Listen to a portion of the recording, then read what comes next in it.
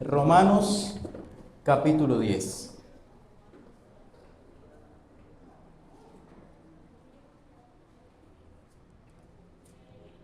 ¿Listo? ¿Ya están ahí? Muy bien, vamos a leer. Dice así: Hermanos, ciertamente el anhelo de mi corazón y mi oración a Dios por Israel es para salvación, porque yo les doy testimonio de que tienen celo de Dios, pero no conforme a ciencia. Porque ignorando la justicia de Dios y procurando establecer la suya propia, no se han sujetado a la justicia de Dios. Porque el fin de la ley es Cristo para justicia a todo aquel que cree. Porque de la justicia que es por la ley de Moisés, escribe así: el hombre que haga estas cosas vivirá por ellas. Pero la justicia que es por la fe dice así: no digas en tu corazón, ¿quién subirá al cielo? Esto es, para traer abajo a Cristo. O, ¿quién descenderá al abismo? Esto es, para hacer subir a Cristo de entre los muertos. Mas, ¿qué dice? Cerca de ti está la palabra, en tu boca y en tu corazón. Esta es la palabra de fe que predicamos. Que si confesares con tu boca que Jesús es el Señor y creyeres en tu corazón que Dios levantó de los muertos, serás salvo. Porque con el corazón se cree para justicia, pero con la boca se confiesa para salvación. Pues la Escritura dice: todo aquel que en él creyere no será avergonzado, porque no hay diferencia entre judío y griego, pues el mismo que es Señor de todos es rico para con todos los que le invocan. Porque todo aquel que invocare el nombre del Señor será salvo. ¿Cómo pues invocarán a aquel en el cual no han creído? ¿Y cómo creerán en aquel de quien no han oído? ¿Y cómo oirán sin haber quien les predique? ¿Y cómo predicarán si no fueren enviados? Como está escrito: cuán hermosos son los pies de los que anuncian la paz, de los que anuncian buenas nuevas. Mas no todos obedecieron el evangelio, pues Isaías dice: Señor, ¿quién ha creído a nuestro anuncio? Así que la fe es por el oír, y el oír por la palabra de Dios. Pero digo, ¿no han oído? Antes bien, por toda la tierra ha salido la voz de ellos, y hasta los fines de la tierra sus palabras. También digo, ¿no ha conocido esto Israel? Primeramente Moisés dice: yo os provocaré a celos con un pueblo que no es pueblo, con pueblo insensato os provocaré a ira. E Isaías dice resueltamente: fui hallado de los que no me buscaban, me manifesté a los que no preguntaban por mí. Pero acerca de Israel dice: todo el día extendí mis manos a un pueblo rebelde y contradictor. Vamos a orar. Soberano Dios, gracias por la oportunidad que nos das de poder tener tu palabra.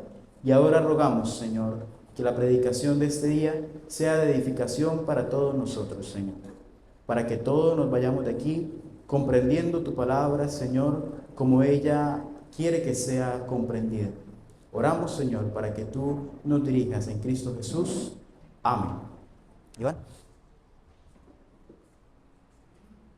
Dígale a Julián que le baje a este, al retorno, y que le suba al otro. Hermanos, el tema de hoy, lo ven en pantalla, es la salvación por la fe. Yo creo que eso es un tema que para nosotros puede ser bastante conocido, ¿verdad? Pero hermanos, sin embargo, la Biblia expresa esto en muchas partes y es importante que constantemente lo estemos recordando. Fíjense, hermanos, que existen dos perspectivas con las cuales el mundo, o por las cuales el mundo ve la salvación. Una de esas perspectivas es: yo puedo salvarme como yo lo quiero hacer. Por ejemplo, hay quien piensa que puede seguir un camino en el cual todo lo que hace es bueno. O también puede pensar que ese camino que está siguiendo es una ayuda o es una manera de poder decir: yo aporto esto a mi salvación. Entonces, si esa es una perspectiva, ¿cuál será la otra perspectiva? Todo lo contrario. No hay nada que yo pueda hacer para salvarme. Por ende, necesito algo o alguien que pueda dar mi salvación. Y así es como nosotros vemos que nos dice la Escritura. Existen esas dos perspectivas, pero fíjense que en la primera perspectiva que nosotros estamos mirando, el hombre a veces no tiene ni idea de qué se tiene que salvar. El hombre sabe que tiene que salvarse, pero a veces no sabe ni de qué o por qué tiene que salvarse. O en otras ocasiones entiende de qué tiene que salvarse, pero nunca tiene la certeza de que se puede salvar. Él intenta e intenta. Y si usted le pregunta, cuando usted se muera, ¿qué va a pasar? No sé, eso solamente lo sabe el Señor. Y es cierto, pero para el creyente la salvación es una certeza. Y es una certeza porque la Biblia nos muestra a Cristo y que Él es la salvación única e inequívoca. Vamos al primer punto de esta enseñanza, que se ubica del versículo 1 al versículo 7. Bájale más. Bájale. El primer punto, hermanos, la realidad de la salvación por fe. Vamos a leer nuevamente del versículo 1, pero solamente nos vamos a quedar ahí. Dice: hermanos, ciertamente el anhelo de mi corazón y mi oración a Dios por Israel es para salvación. ¿Quién escribió esta carta, hermanos? Muy bien. Pablo, ¿qué era? Un judío. Y romano también, tenía nacionalidad romana. Y dice Pablo que su oración, ¿para qué era? ¿De quiénes? Para la salvación de Israel. Piénsenlo así. Pablo le dice a sus hermanos israelitas: yo oro, yo pido para que ustedes se salven. Y vamos a pensar como piensan los judíos, o como pensaban los judíos. ¿Acaso tienen que orar para que yo me salve? ¿Por qué si mi salvación es segura? ¿Por qué si yo soy el pueblo escogido? ¿Por qué si Dios desde el principio nos buscó fue a nosotros? ¿Por qué Pablo se está preocupando, o por qué Saulo se está preocupando por mi salvación, siendo yo judío, ¿no? ¿Por qué tiene que hacerlo? ¿Para qué ora? No entiendo. Si yo ya estoy salvo, si a mí Dios me asegura que Él me buscó desde mi padre Abraham y todos los grandes patriarcas y hasta el día de hoy, yo no necesito que Él pida que me salve. Eso puede incluso hasta me ofende. Me ofende. ¿Cómo así, Pablo? ¿Cómo así que usted está pidiendo que yo me salve? ¿Por qué? Pida que usted se salve ya que usted no quiere creer. Y esa es la perspectiva que tenían los judíos. Pero Pablo ora pidiendo al Señor que su pueblo, que los israelitas lleguen a la salvación. ¿Y por qué Pablo hacía esto? Miremos lo que dice el versículo 2. Porque yo les doy testimonio de que tienen celo de Dios, pero no conforme a ciencia. El punto número 1, hermanos, es que la salvación, que es por la fe, una de sus realidades es que no se puede obtener teniendo celo de Dios. ¿Qué es esa palabra celo? ¿Quién me puede ayudar? ¿Qué entienden por esa palabra celo? Dios es celoso, pero en cuanto a mí, ¿qué significa que yo tenga celo? Que nadie se acerque a lo mío. ¿Qué más podemos decir? ¿Qué será ese celo? Cuidar lo mío. Si yo digo que, por ejemplo, yo soy celoso de mi casa, ¿eso es algo bueno o malo? Es bueno, porque se supone que yo, si digo eso es porque estoy cuidando mi hogar, ¿verdad? Eso es algo bueno. Lo que pasa es que nosotros tenemos una muy mala perspectiva de esa palabra celo y lo llevamos a lo malo, a lo humano. Pero entender esa palabra celo es la clave para ver qué es lo que estos judíos tenían y por qué Pablo dice: yo oro, porque yo sé que ellos son celosos de Dios. Y el celo, hermanos, es mostrar una pasión por defender, glorificar o exaltar a Dios. Lo que pasa es que ese celo fácilmente se puede volver un fanatismo. Y eso es lo que pasó con el pueblo judío. Porque ellos fueron el pueblo que Dios escogió. Y no solamente que escogió, fue el pueblo que Dios creó, porque ni siquiera existía. Dios forma un pueblo, los lleva por un camino, les permite ver todas sus bendiciones y les regala también la oportunidad de salvarse sin ellos haber hecho absolutamente nada. ¿Y ellos qué hacen? Bueno, si el Dios al que yo creo es así de bueno conmigo, pues absolutamente nada que me digan que sea Dios, ajeno al Dios real, yo lo voy a creer. Entonces, si ellos escuchaban de un babilonio, de un amorreo, de un jereseo, del que fuera, decir, yo creo en, por ejemplo, un Dios distinto al suyo, y este Dios en el que yo creo es más poderoso que el suyo. ¿Qué hacían los judíos? ¿Qué actitud tenían al escuchar eso? Se ofendían. Se ofendían, decían, ¿cómo? ¿Ustedes recuerdan qué palabras le dijo David a Goliat? ¿Sí recuerdan? ¿Qué le dijo? ¿Quién es este qué? ¿Quién es este filisteo incircunciso? Y David se lo dice con rabia, lo dice con molestia, porque tenía celo, porque él sabía que ese filisteo estaba ofendiendo a su Dios, estaba ofendiendo a su pueblo, y David tenía celo de eso. Entonces él dice, ¿quién es este filisteo incircunciso? Yo voy a darle su carne a los perros, le dice. Las aves del cielo se van a comer sus desperdicios. Eso es celo. Y esa es la manera en la que David lo muestra, ¿no? Pero sin embargo, hermanos, los judíos llegaron a un punto de tener un celo que no era sano. ¿Ustedes recuerdan cuando Cristo hablaba con los fariseos? ¿Qué palabras les decía? Generalmente, hipócritas, ¿verdad? Jesús los llamaba de hipócritas. Sin embargo, eran supuestamente los más celosos y los más guardadores de la ley. Y Jesús los trataba de hipócritas, porque su celo no era sano, no era el celo correcto. Y ahora, hermanos, traigámoslo para hoy. ¿Será que es posible que algunos de nosotros aquí podamos tener celo de Dios, pero un celo que no es sano? Es posible que tal vez usted le guste contender con alguna persona porque habla mal de Dios, pero a usted no le interesa obedecer al Señor. Puede ser posible que tal vez usted diga, yo soy cristiano y yo voy a la iglesia y yo sigo a Cristo, pero en su vida no lo demuestra. ¿Será que usted puede ser ese tipo de personas celosas? ¿Ustedes saben qué significa esa palabra fanático? ¿O qué perspectiva tiene? Un fanático, ¿por qué al cristiano que es fiel no se le debe llamar fanático?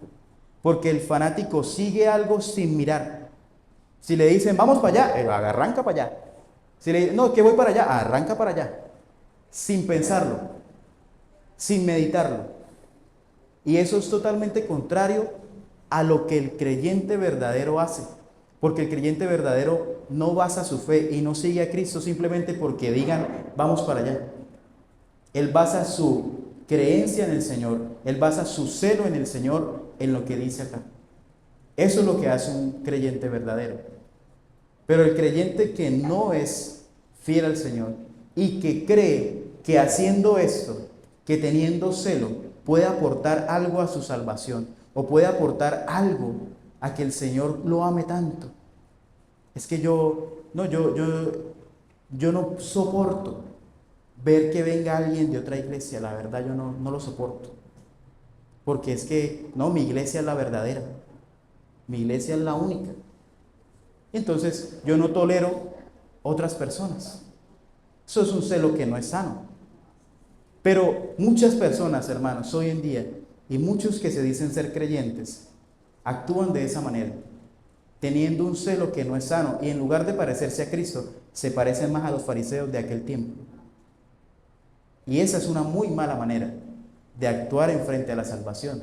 Pero como segundo punto, y vamos a ver, hermanos, la salvación no se puede obtener tampoco estableciendo una ley propia, y eso lo vamos a ver en el versículo 3. Dice, porque ignorando la justicia de Dios ¿Quiénes? Los judíos. Ignorando la justicia de Dios y procurando establecer la suya propia, no se han sujetado a la justicia de Dios. Yo quiero que vayan un momentico a Mateo 23.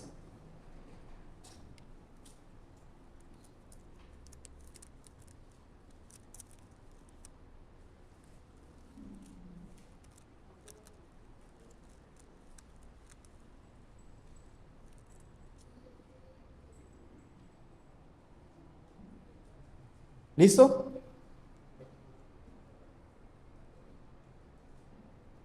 Muy bien. Aquí Cristo le está hablando a los fariseos y les dice, entonces habló Jesús a la gente y a sus discípulos diciendo, en la cátedra de Moisés se sientan los escribas y fariseos, así que todo lo que os digan que guardéis, guardadlo y hacedlo, mas no hagáis conforme a sus obras, porque dicen y no hacen. ¿Qué era lo que estaban haciendo esas personas? Estaban colocando ciertas normas que ellos ni siquiera eran capaces o ni siquiera querían hacer. Pero ellos colocaban esa carga en el pueblo. Ustedes tienen que, por ejemplo, ustedes tienen que traer el diezmo de todo lo que produzcan. Ni un gramo más, ni un gramo menos. Si es un gramo menos, se está haciendo infieles al Señor. Si es un gramo más, ustedes se están queriendo exaltar. Si ustedes van a comer, vayan a lavarse las manos, 2, 3, 4, ojalá más, para que estén totalmente limpias y ahí sí ya puedan tocar los alimentos, porque sus manos son impuras. Lávenselas bien, ¿no? Eso hacían los fariseos. Colocaban cargas a los judíos para decirles, si ustedes hacen esto, son más santos. Si ustedes hacen esto, Dios los va a tener más en cuenta. Y esa era la manera en la que ellos le enseñaban al pueblo. Pero ellos no querían, no soportaban llevar las cargas que le estaban colocando al pueblo. Y hermanos, yo pregunto, si eso pasaba en ese tiempo, hoy en día no pasa. No puede haber algún creyente o alguien casi creyente que tal vez tenga una justicia propia, que crea que está haciendo algo que es bueno, pero que no tiene parámetros bíblicos. Por ejemplo, alguien que dice, se me acaba de ocurrir, yo soy fiel orando a las 3 de la mañana. No, usted viera, yo nunca la pelo. A las 3 de la mañana yo me paro porque esa es la hora de los espíritus, esa es la hora santa, ahí los ángeles van y vienen. Y yo a las 3 de la mañana, si usted me llama a las 3 de la mañana, yo no le contesto que estoy orando. Y ojo, porque eso es justicia propia. Claro, yo hago esto porque esto me ayuda a ser más santo. Yo hago esto porque esto aporta. Si yo no madrugo a las 3 de la mañana, entonces, ¿qué va a pasar? Que me voy a perder. Porque, hombre, es la hora correcta para orar. Hermano, ¿usted por qué no ora a las 3 de la mañana? ¿Qué quiere, que el diablo se lo lleve o qué? Hermano, ¿usted por qué no, por ejemplo, saca un tiempo para estudiar la Biblia y darse cuenta que todo lo que dice ahí son parámetros que son puestos por el Señor y no son parámetros humanos? Pero a nosotros nos gusta, nos encanta colocar una ley propia. ¿Por qué? Porque es más fácil obedecer mis propias condiciones que las condiciones de Dios. Es más fácil hacer lo que yo creo que es correcto que lo que dice el Señor que es correcto. Y en eso caía el pueblo de Israel. Pero hoy en día se sigue viendo, hermanos. Hay personas que siguen estableciendo una ley propia. Por eso ustedes ven tantas sectas, por eso se ven tantas falsas iglesias, porque están tratando de colocar cimientos donde no tienen que colocarlos, porque le ponen a la gente cargas. Vístase de esta manera, coma de esta manera, hable de esta manera, busque este tipo de personas, no hable con este tipo de personas, no vaya para este tipo de lugares, no vea este tipo de cosas, no cante ese tipo de canciones. Y en sí, hermanos, hay cosas que si son legítimas no son malas. No está mal predicar y decir, cuidado como se viste, hermana o hermano, cuidado con lo que escucha, hermana y hermano. Eso es algo bueno. Pero si yo le digo a usted, si usted se pone un arete, hasta ahí le llegó yo. Téngalo por seguro que hasta ahí le llegó su salvación. Y ahora arrepiéntase y queme ese arete. Quémelo porque ese arete es diabólico. Eso es imponer una ley propia. Colocar aristas a cosas que el Señor no pone. Hay cosas que nosotros nos cargamos, porque incluso nosotros nos cargamos con cosas que el Señor no nos pide. Pero en su fidelidad, el Señor aún así nos perdona. Y ahí mismo, hermanos, en ese mismo punto, vamos a ver por qué nosotros, o por qué el creyente no tiene que establecer una ley propia para su salvación. ¿Qué dice el versículo 4?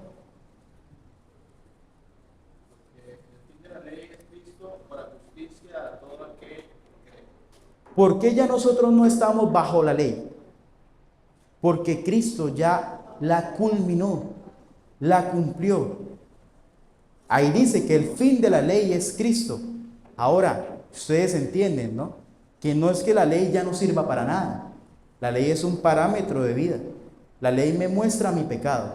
La ley es la base con la cual yo puedo guiarme. Pero ahora, si yo quiero vivir por la ley, entonces tendríamos que hacer muchas cosas, como por ejemplo, mis queridas hermanas, se lo digo con el respeto, si viviésemos ahorita por la ley, muchas de ustedes no pudiesen entrar cuando estén en su tiempo menstrual. No pudiesen entrar acá. Varones, si ustedes no se ponen la kipá, tampoco podrían estar acá. Si nos vamos a guiar por la ley, como lo quieren hacer muchas personas, ¿por qué no se hace con todo? ¿Por qué no traemos las cabras o los chivos acá y los sacrificamos? Si queremos seguir la ley y hacerlo como lo hacían en el Antiguo Testamento, hagámoslo todo completo. ¿Por qué no se hace? Porque el Señor ya abolió todo eso, porque era una carga muy pesada, muy pesada. Los israelitas no eran capaces. Pero me estoy adelantando, eso lo vamos a ver después. El punto número C dice: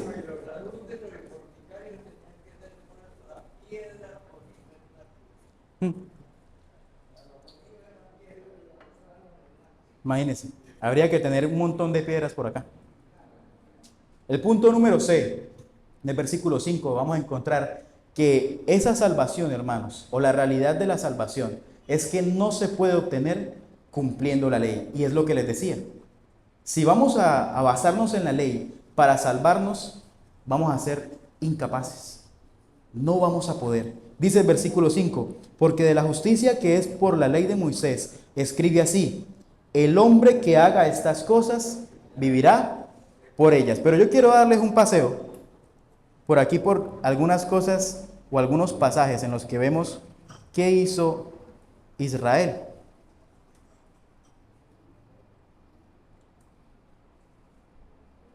Dice Ezequiel 20:13: pero la casa de Israel se rebeló contra mí en el desierto, no anduvieron en mis estatutos y desecharon mis decretos, y mis días de reposo profanaron en gran manera.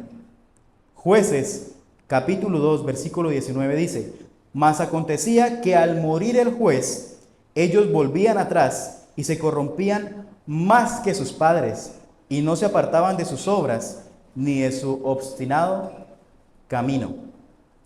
Dice Hechos 7:51 y 52: duros de cerviz e incircuncisos de corazón y de oídos, vosotros resistís siempre al Espíritu Santo, como vuestros padres,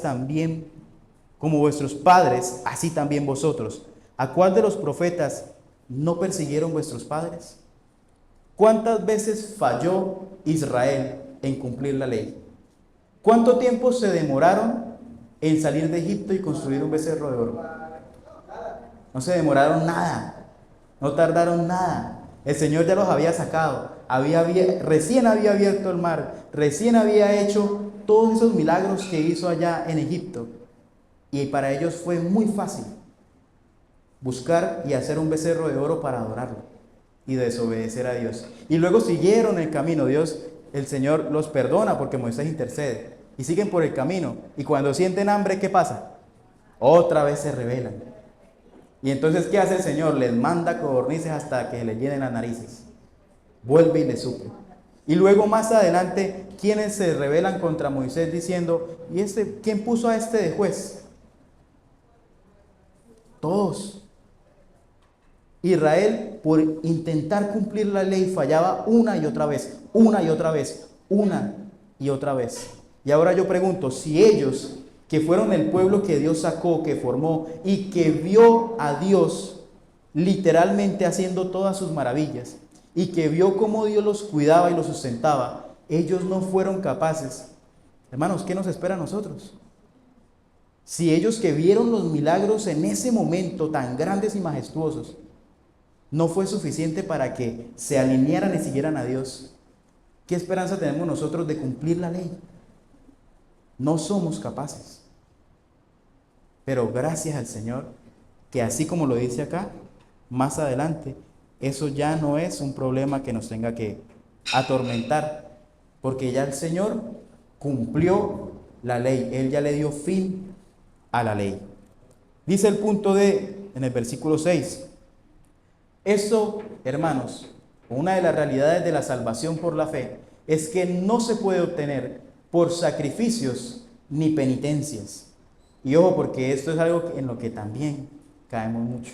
Dice el versículo 6, pero la justicia que es por la fe dice así, no digas en tu corazón, ¿quién subirá al cielo? Esto es para traer abajo a Cristo. Y el 7, ¿o quién descenderá al abismo? Esto es para hacer subir a Cristo de entre los muertos. Hermano, imagínense esa odisea. ¿Quién es capaz de ir hasta el cielo para buscar al Señor? ¿Quién es capaz de bajar hasta el infierno para sacarlo? Perdón, hasta el abismo para sacarlo de allí y volverlo a traer acá. ¿Alguno de los apóstoles lo hizo? ¿Alguno de sus contemporáneos pudo ir a buscar al Señor para decirle, ya es hora, vaya y engéndrese, vaya y póngase allá en el vientre de María? ¿Alguno ya lo hizo? ¿O alguno lo hizo? No, porque son cosas imposibles de hacer. Pero sin embargo, hermanos, lo que esto nos quiere mostrar es algo que muchas veces y muchas personas intentan hacer. Dice, por ejemplo, alguien que quiere salvarse por medio de sus sacrificios, lo mejor que yo puedo hacer es visitar tal lugar. Cuando llegue allá, voy a entrar de rodillas. Voy andando de rodillas, con las rodillas peladas, y ojalá que haya piedritas. Porque si yo hago eso, eso le va a mostrar a Dios un sacrificio muy grande que yo estoy haciendo. Y si yo le entrego a Dios ese sacrificio, Dios me va a recompensar. Eso termina siendo como un contrato. Yo le doy a Dios esto y Dios tiene que darme esto. Él tiene que hacerlo. Y si no lo hace, ¿quién es el injusto? Dios. Porque yo ya cumplí. Yo ya hice lo que dije que iba a hacer. Yo ya me sacrifiqué. Yo ya cumplí mi penitencia. Y si yo quiero salvarme, ¿qué es lo mejor que puedo hacer? Pues hacer más penitencias. No, pues hago más sacrificios. ¿Qué tengo que hacer? ¿Ir hasta esa montaña? Voy. ¿Así me salvo? Pues yo voy. ¿Qué tengo que hacer? ¿Prender una vela? Yo la prendo. Sí, yo lo hago tranquilamente. Si eso me va a salvar, yo lo hago. Y así de fácil, ¿no? Tratando de negociar con Dios que Dios tenga que darme algo simplemente porque yo hago algo más buscando una consecuencia que el Señor no me va a dar. Y eso, hermanos, es un error. Sin embargo, hoy podemos ver muchas personas, incluso dentro de los mismos creyentes, que tal vez de pronto no están buscando algo para aportar a su salvación, pero sí tal vez están buscando que el Señor les ayude. Y que dicen, Señor, si tú haces esto, yo te prometo que no vuelvo a mirar mujeres en la calle. Señor, si tú haces esto, yo te prometo que no me vuelvo a colocar escotes. Señor, si tú haces esto, yo te prometo que no vuelvo a tomar un vasito de cerveza. Y así van de promesa en promesa. ¿Y lo cumplen? ¿O lo cumplimos si nosotros lo hacemos? ¿Somos capaces de resistirlo? Tratando de negociar con Dios para que Él nos dé algo, a punta de sacrificios, a punta de penitencias. tratando de buscar algo que el Señor nunca nos va a dar por medio de eso. Vamos al otro punto. El punto 2. ¿Qué es lo que también nos muestra la salvación por fe? Que la salvación es segura. Y aquí vamos a ver la seguridad de la salvación por la fe.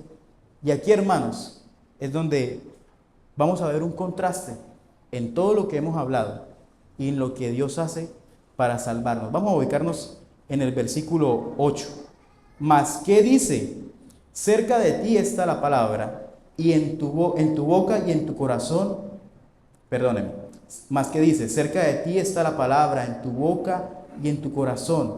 Esta es la palabra de fe que predicamos. Dejémoslo hasta ahí. Búsquense un momentico Deuteronomio capítulo 30, desde el versículo 12.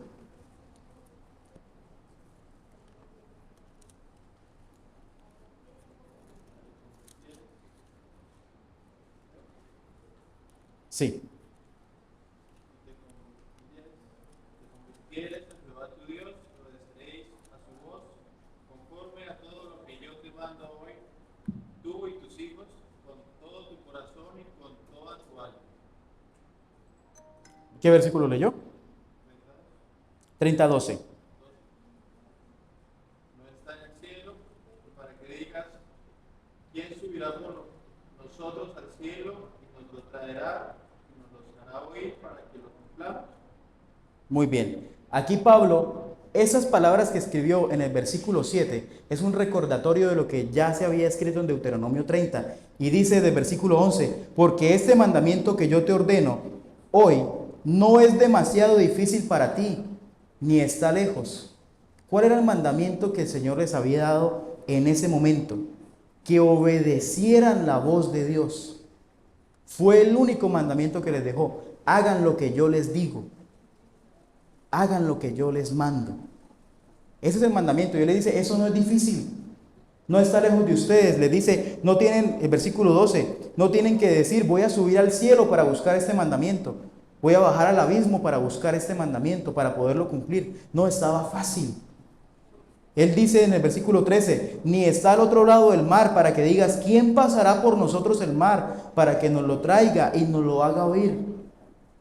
Ellos no tenían que esperar a que alguien hiciera algo maravilloso, ni tenían que ponerse con tareas difíciles para poder escuchar el mandamiento que el Señor les estaba dando. Él se los estaba dictando ahí, de frente a frente, cara a cara.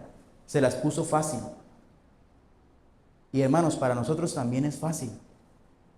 Es fácil. Vamos a ver qué dicen los otros versículos.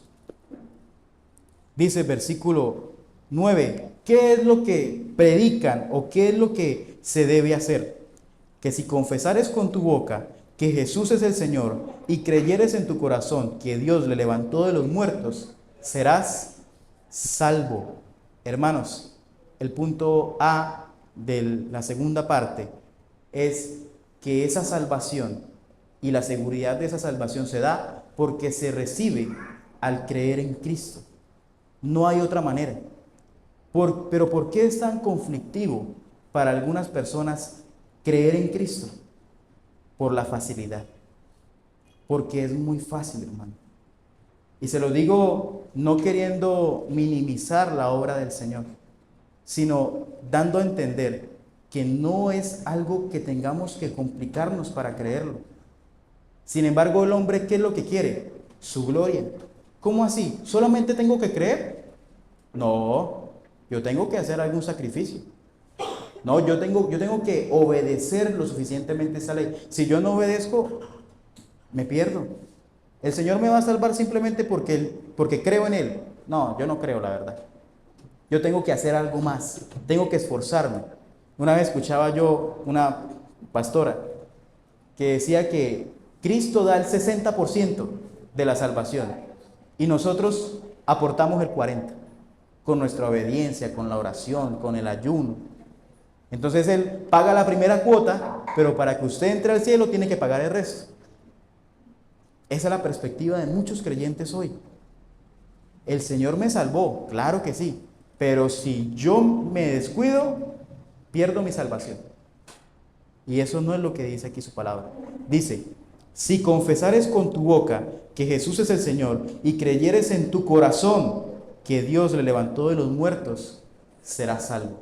Hermanos, aquí se ven dos cosas, ¿no? Confesar con la boca y creer con el corazón, pero en realidad es una sola. Es una sola. Y la primera es consecuencia de la segunda. Creer con el corazón es creer con el entendimiento, con todo. Creo con mi alma, creo con mi espíritu, creo con mi ser completo. Mi entendimiento se aboca a creer que Cristo es mi Salvador. ¿Y cuál es la consecuencia o qué refleja que una persona cree en Cristo? Que lo confiesa. ¿Y cómo lo confiesa? Con su manera de vivir, con su manera de pensar, con su manera de actuar, con lo que dice. Ojo, porque este versículo también se puede tergiversar. Y entonces se le puede decir a una persona, si usted no confiesa delante de los demás que cree en Cristo, no se va a salvar. Y eso hacen algunos, ¿no? Entonces, se vienen muchas personas aquí adelante a decir, yo creo en Cristo, yo nací de nuevo, y resulta que nunca nacieron de nuevo. Entonces esa confesión era una confesión falsa. ¿De qué sirve simplemente decirlo? Eso no es lo que está diciendo acá, es vivir esa fe en Cristo. Eso es lo que me asegura la salvación. No vivirla, sino el reflejo de esa salvación que ya me dio. Yo estoy seguro de la salvación que tengo, no porque yo sea suficientemente juicioso, o ya yo sea lo suficientemente sano, sino porque mi vida ha cambiado. Y no lo hice yo. De un momento a otro mi vida cambió. Ya no me gustaba hacer lo que me gustaba hacer antes. Yo ya no desea hacer el mal. Ya no buscaba la manera de hacer caer a otros. ¿Y por qué? Porque yo algún día me paré y dije, mira, voy a ser una buena persona. No, el evangelio me cambia. Y ese evangelio que me cambia es el reflejo, hermanos, de la salvación que ya hemos recibido. Y así es como vive un creyente. La salvación es un acto el cual es seguro cuando creemos en Cristo. Y vamos a ver en esa misma parte, pero ahora en los versículos del 8 al 11, lo que dice. Voy a leer desde el 10 porque ya leímos el 9. Porque con el corazón se cree para justicia, pero con la boca se confiesa para salvación.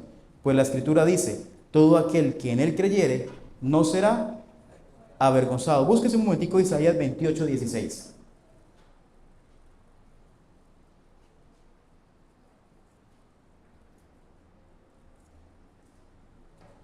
El que lo encuentre lo puede leer. Isaías 28, 16. Por tanto, Jehová el Señor dice así: He aquí que yo he puesto en Sion por fundamento una piedra probada, angular, preciosa, de cimiento estable. El que creyere, no se apresure. Muy bien, esa palabra ahí, no se apresure, es la misma, no será avergonzado. O sea, tranquilo, no salga corriendo, no se afane, no se asuste. Si usted cree en ese fundamento que yo voy a colocar en Sión, usted está seguro. ¿Y a quién le dijo esto el Señor? Al pueblo judío. Desde antes de que nosotros llegáramos a escena, el pueblo judío ya había recibido esto que estamos recibiendo nosotros. Si ustedes creen en lo que yo voy a colocar delante de ustedes, su salvación es segura. Tranquilos, no teman, no corran, no se vayan, no van a ser avergonzados. Pero vamos a ver qué pasó. Dice en el versículo 12 y 13, porque no hay diferencia entre judío y griego, pues el mismo que es Señor de todos, es rico para con todos los que le invocan, porque todo aquel que invocar el nombre del Señor será. Joel 2:32, busquen.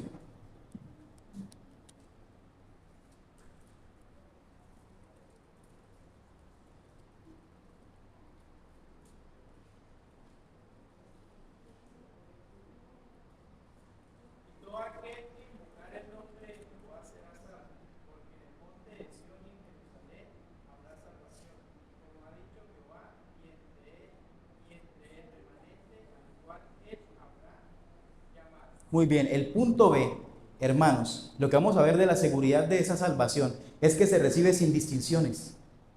No hay distinción. Dice, no importa que usted sea judío, no importa que usted sea griego o gentil, no importa que usted sea argentino, no importa que usted sea checoslovaco, lo que quiera hacer usted, el Señor es suficiente para salvarlo. No hay distinción. ¿Qué es lo único que tiene que hacer? Creer. No se la pone difícil el Señor. Solamente le está diciendo, confíe. Lo que yo le digo es seguro, confíe, crea. No se esfuerce más, no pierda el tiempo esforzándose, porque no va a ser capaz. Y no importa de dónde venga, ni cuál es su etnia, ni cuál es su cultura, ni cuál es la manera en la que usted percibe el mundo. Lo importante es que usted crea. Yo me encargo de lo demás. Yo me encargo de organizarle la vida. Eso es lo que hace el Señor. Hermanos, eso que el Señor dice ahí, en Joel, ¿para quién era principalmente? Para los judíos. Los judíos recibieron esto. Ellos recibieron esto mismo que ahora nosotros conocemos. La pregunta es, ¿por qué ellos no creyeron? ¿Por qué ellos no creyeron? Vamos a resumir. ¿Qué hacían ellos con la justicia de Dios? La menospreciaban y la pasaban por alto, porque buscaban establecer su propia justicia. Y por eso no creían, porque veían tan fácil. Solamente es creer en ese nazareno que pasa por ahí, el hijo de José, el carpintero, el que sus hermanos están por ahí y que nosotros hasta jugábamos con ellos. Ese es. Yo no creo. Ese era el Mesías, pero aún así ellos no lo creyeron. Estaba tan fácil, tan cerca de ellos, pero aún así no lo creyeron. De Nazaret podría ser algo bueno, dijo Bartolomé.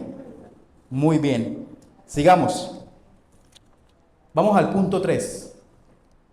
Ahora, hermanos, vamos a ver cuál es la metodología de la salvación por la fe. Dice el versículo 14.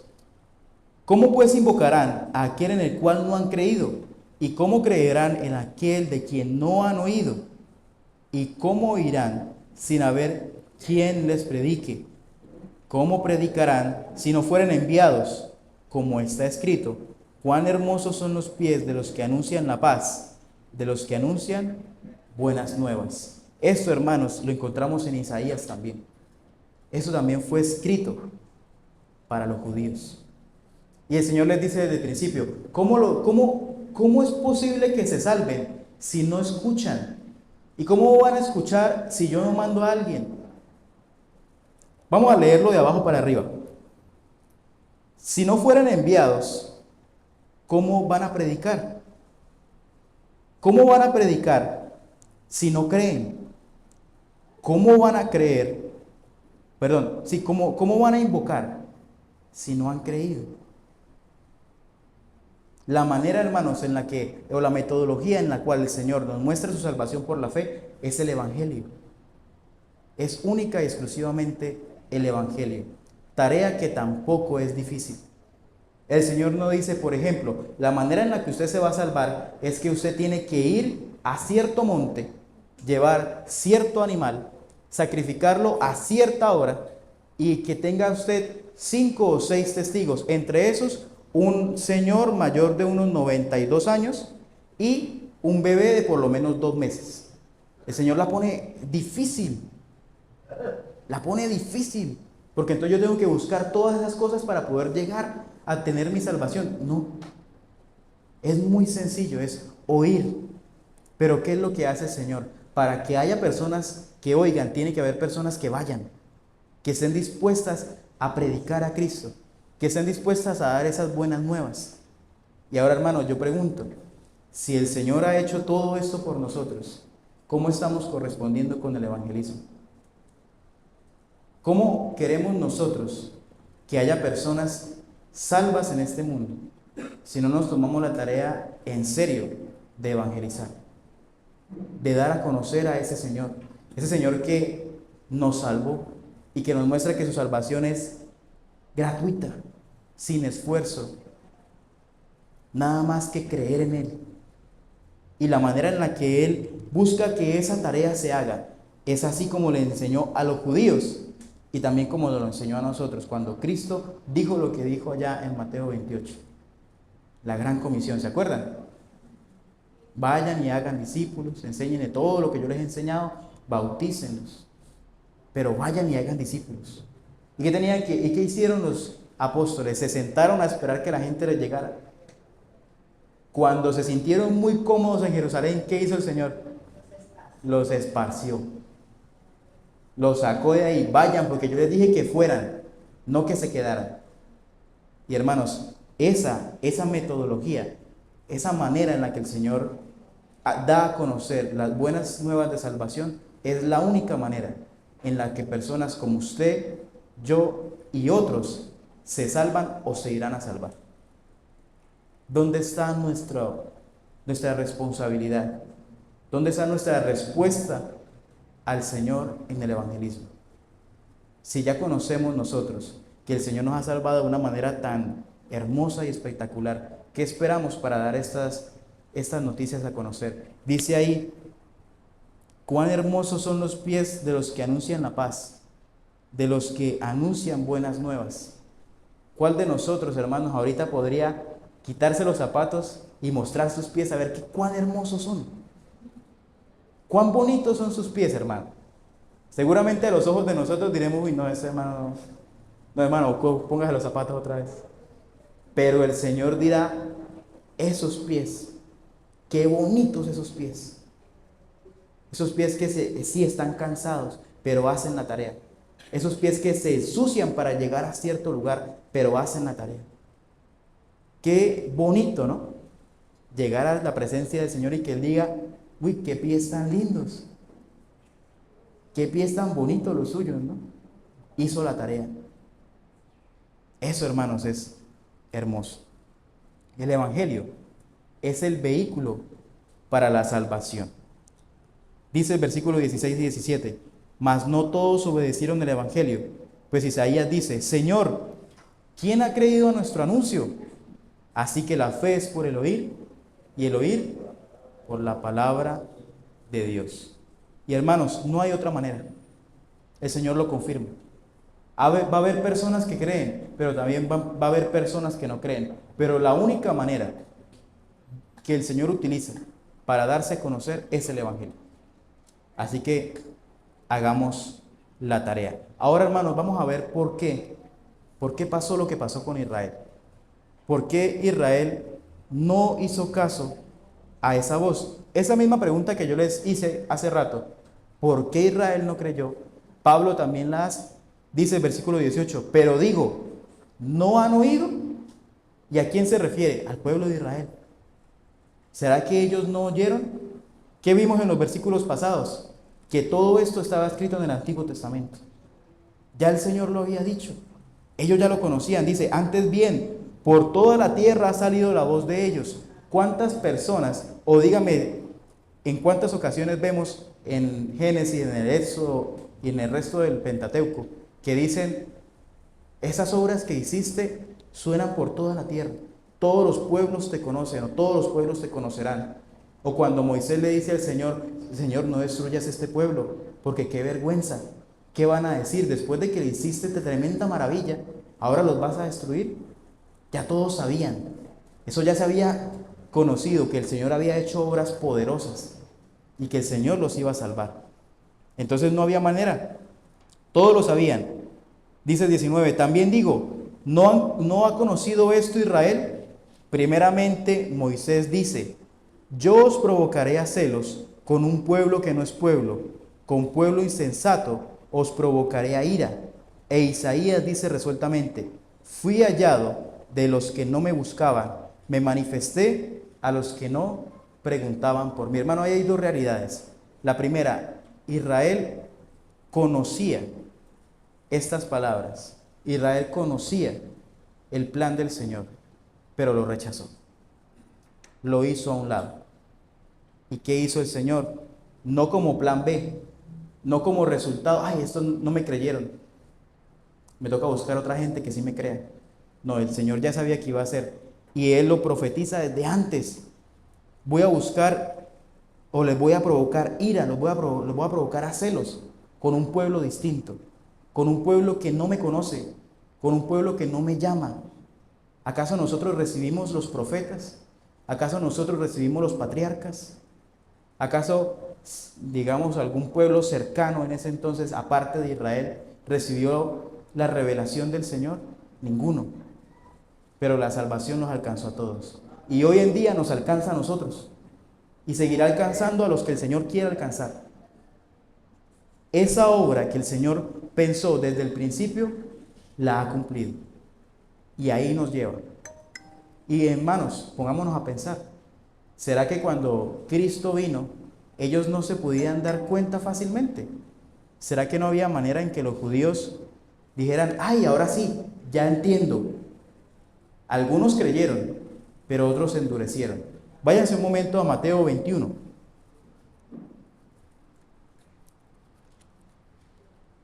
Esa es una parábola que solamente con verla yo sé que muchos se van a acordar. 21:33. ¿Listo? ¿Cómo tiene de título esa parábola? No la vamos a leer, pero vamos a resumir. Si recuerdan que Jesús empieza a contar una historia, después de que los fariseos llegan a confrontarlo, ¿no? Y él les dice, yo les respondo si ustedes me responden. Como ellos no responden, entonces él dice, pues yo tampoco les respondo. Y él les dice, cuenta esta historia, en la cual había un hombre que tenía digamos, de una parcela, y que la tenía bien bonita, bien arreglada, producida, y la arrendó. Y resulta que cuando mandó a cobrar, mataron al que fue a cobrar. Y cuando mandó a otro, también lo mataron. Y entonces él dijo, no, pues seguramente a mi hijo no lo van a tocar. A mi hijo lo respetan porque pues es mi hijo. ¿Y qué hicieron estos labradores? Pero dijeron, este es el hijo, matémoslo y quedémonos con esto. Y entonces Jesús les está diciendo ahí en su cara, esto es lo que ustedes hacen. Le mandé profetas y profetas y profetas. El Señor mandó profetas muchas veces y ustedes no les creyeron, los mataron. Y ahora que mi Padre me manda a mí también me van a matar. A mí también me van a matar. Porque ustedes no entienden. Y así, hermanos, es como el Señor termina diciendo, ¿qué hará el Señor con esos malos administradores? Irá y los destruirá y dará ese lugar, esa parcela, esa producción a otras personas distintas que sí la pongan a producir. Y desde el momento en el que muere Cristo para acá, ¿cuántos frutos no ha producido el Evangelio? ¿Cuántas personas no han creído en Cristo? Y todo se dio porque ya estaba profetizado cómo sería que se hiciera. Y el Señor nos incluyó ahí, por gracia y solamente creyendo con fe. Así que si de algo tenemos nosotros que estar agradecidos, es que el Señor nos haya regalado la oportunidad de conocerlo y nos haya salvado sin hacer absolutamente nada para merecerlo. Y si con eso, hermano, no nos vamos de aquí felices, no sé con qué nos vamos a ir felices entonces. Eso debe ser suficiente para que usted y yo tengamos el deseo de vivir a los pies de Cristo y cumplir con la gran comisión que Él dijo desde el principio que se tenía que hacer, para que esos frutos se sigan produciendo, en virtud de que ahora somos nosotros los administradores de ese viñedo, los administradores de esa parcela. No quiero terminar o cerrar sin decirles lo siguiente. Posiblemente para la próxima enseñanza, dice el versículo 1 del 11, digo pues, ¿ha desechado Dios a su pueblo? En ninguna manera. Ojo, hermanos, porque tampoco es la idea que nos enorgullezcamos y nos crezcamos por lo que el Señor hizo, porque no lo merecíamos. Y el Señor igual tiene un plan para su pueblo. Así que tengamos cuidado, es lo único que les voy a adelantar. Hermanos, como conclusión, Dios ha creado el único medio de salvación. Y ese medio de salvación es inalterable. No hay manera de hacerlo diferente. Es seguro. se recibe porque el Señor lo asegura. Y ese medio de salvación es anunciado por toda la tierra y debe ser anunciado por todos los que confían en Cristo. Si hay algo que debemos hacer hoy, cuando nos salgamos de aquí, es comprometernos con anunciar esas buenas noticias que a nosotros nos salvaron. ¿Sí les parece? Vamos a orar. Soberano Padre y eterno Señor, te damos gracias por tu palabra, Señor, que es fiel, por tu palabra, Señor, que es hermosa y que es suficiente para darle entendimiento a nuestra alma, a nuestra mente, a nuestro corazón. Gracias, Señor, por lo que tú nos muestras en ella. Gracias por tener en cuenta nuestras pobres almas, Señor, que no merecían que tú les prestaras atención, pero que tú has buscado, Señor, con la intención de salvarla. Gracias, amado Padre, porque hemos recibido de ti tantas bendiciones, Señor. Y ahora, Padre, que comprendemos que no tenemos que hacer absolutamente nada para ganarnos aquel lugar que ya tú desde la eternidad nos aguardaste a tu lado, Señor. Ahora que ya lo comprendemos, descansamos plenamente, Señor, y te agradecemos porque nos has quitado una carga enorme de encima. Entendemos también, Señor, que nuestra vida, por ser salvos, no tiene que ser una vida entregada, Señor, a los placeres, sino al contrario. Nuestra vida tiene que reflejar nuestra fe en ti. Nuestra vida tiene que reflejar cómo tú, Señor, has obrado y nos has cambiado. Permítenos, Señor, ser fieles en esa tarea que tú nos dejaste, que desde el principio, Señor, la dejaste y por medio de ella hemos creído nosotros. Úsanos, Señor, como herramientas en tus manos para poder llevar el Evangelio a otras personas, para que también nazcan de nuevo, así como nosotros lo hemos hecho por medio de tu palabra.